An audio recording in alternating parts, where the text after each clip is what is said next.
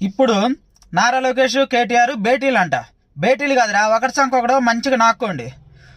మీ last time Chandrababu Naidu arrest అయ్యి జైల్లో ఉన్నప్పుడు ఆంధ్ర ప్రజలందరూ ఇక్కడ హైదరాబాద్లో ర్యాలీ చేస్తారంటే ఒళ్ళు కొవ్వెక్కి కేటీఆర్ ఆంధ్ర వాళ్ళు ఇక్కడ ఎందుకు ర్యాలీ చేస్తారు, తెలంగాణలో పోయి ఆంధ్రలో చేసుకోండి అని చెప్పి మాట్లాడిండు. అప్పుడు ఆంధ్ర ప్రజలకు అందరూ బాధ కలిగి చంద్రబాబు నాయుడిని బంపర్ మెజార్టీతో గెలిపిస్తే ఇప్పుడు ఏమో అధికారంలోకి వచ్చిన తర్వాత ఒక్కడి సంఖ్య ఒకటి నాకుంటున్నారు. అది అంత అధికారం లేనప్పుడేమో ఒకరినొకడు విభేదించుకుంటారు. ఇప్పుడు అధికారం వచ్చింది కదా, ఇప్పుడేమో ఒకటి సంఖ్య ఒకటి నాకుంటున్నారు.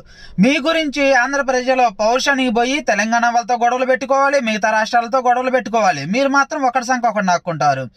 ఏమని స్టేట్మెంట్లు ఇస్తున్నారు, మేము కలుసుకోవడానికి భేటీలు చేసుకోవడానికి మిగతా వాళ్ళ పర్మిషన్ కావాలా అని చెప్పి ఇప్పుడు చెప్తున్నారు. అప్పుడు తెలియలేదా?